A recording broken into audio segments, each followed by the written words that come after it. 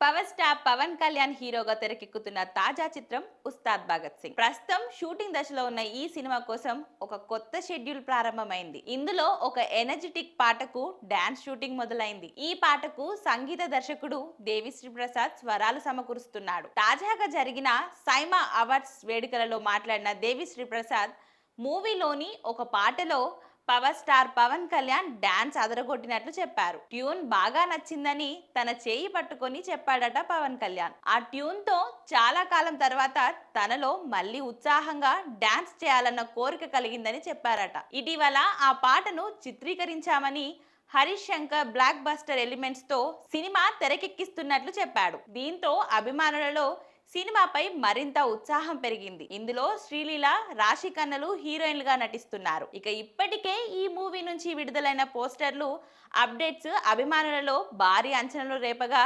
తాజాగా rock star చెప్పిన మాటలు మరింత హైప్ క్రియేట్ చేస్తున్నాయి. ఇక తాజాగా అప్డేట్స్ తో పవన్ అభిమానుల్లో మరింత జోష్ మొదలైంది.